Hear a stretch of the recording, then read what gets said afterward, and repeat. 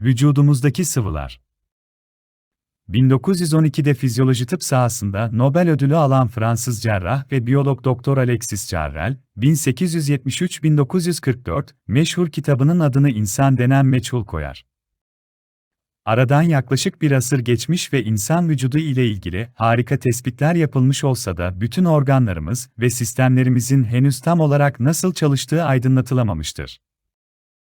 Kalbimiz, gözümüz ve beynimiz gibi birçok organın nasıl bir işleyişe sahip olduğuyla ilgili genel malumat sahibi olunsa da bütün fonksiyonları ve her bir bölümü tam manasıyla bilinmemektedir. Ayrıca beyin dokuları ile şuur arasındaki ilişki, organların gelişmesiyle zihni ve ruh faaliyetler arasındaki alaka, rüya ile gerçek hayat arasındaki bağlantı gibi birçok konu hala araştırma konusudur. Vücudumuzdaki sıvılar da birçok yönüyle gizemini koruyan bedenimizin unsurlarındandır. Vücudumuzda gözyaşı, tükürük, kan, mide suyu ve idrar gibi her birisinin kendine has özellikleri olan sıvılar vardır. Gerektiği yerde, gerektiği zaman ve ihtiyaç olduğu kadar salgılanan bu maddelerin sadece asitlik ve bazlık özelliklerini ele alsak bile mükemmel fonksiyonları oldukları görülmektedir.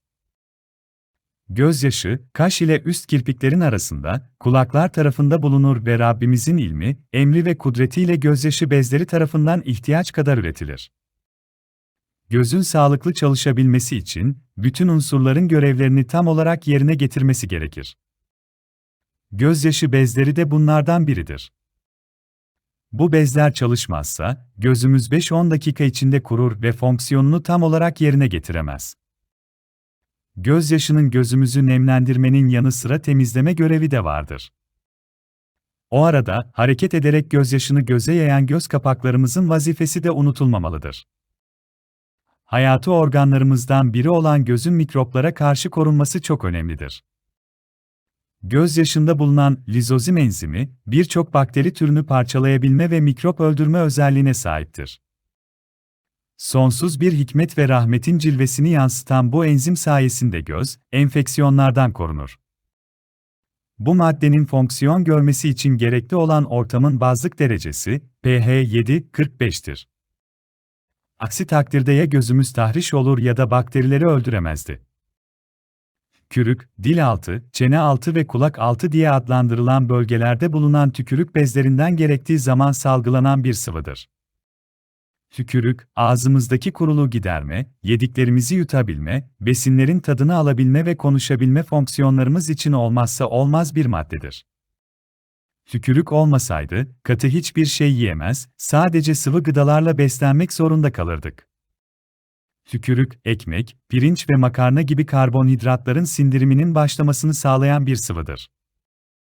Ayrıca bu sıvının, ağızdaki birçok bakteriyi etkisiz hale getirme özelliği vardır. Bunun yanı sıra tükürük, dişler arasında kalan yiyecek artıklarını parçalamaya devam eder. Bu sıvıda bulunan bityalin enzimi, sindirim için üretilen özel bir kimya maddedir. Tükürüğün bütün bu fonksiyonları yerine getirebilmesi için pH 6-2-7-6 aralığında olmalıdır. Rabbimiz tarafından midede yaratılan, mide suyu veya mide asidi, asitlik derecesi, midenin dolu olup olmamasına ve dolu ise ne tür gıdalarla dolu olduğuna göre değişen bir sıvıdır. Bu sıvı içindeki pepsin enzimi, gıdaların sindiriminde rol oynar. Pepsinin iyi şekilde çalışabilmesi için ortamın uygun bir asitlik derecesine sahip olması gerekir. Midemiz boşken pH seviyesi 5-6 arasındadır. Bir şeyler yemeye başladığımızda, bu seviye salgılanan asitle birlikte 3'ün altına iner. Bu asitlik seviyesi o kadar kuvvetlidir ki demir gibi metal parçalarını bile tamamen çözebilir.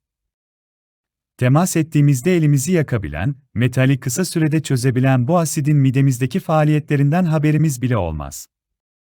Çünkü midemizin iç duvarını oluşturan hususi yapılı mukoza tabakası, midemizi ve diğer organlarımızı koruyacak şekilde yaratılır. Kan, neredeyse vücudumuzun her noktasına ulaşan, hücrelere sürekli oksijen ve gıda taşıyan en önemli sıvıdır. Kanımızın normal pH değeri 7-35-7-45 aralığıdır. Değerin bu seviyede tutulması o kadar hassastır ki 7-35'ten aşağısı olması, organizmada bir tür kan zehirlenmesine sebep olur. pH değerinin 7,2'den az olması ise ölümle neticelenebilecek büyük problemlere yol açabilmektedir. Asitli ya da bazik her türlü gıdayı tüketmemize rağmen muhteşem vücut sistemimiz, kanımızdaki bu değeri belirli seviyede tutacak şekilde programlanmıştır.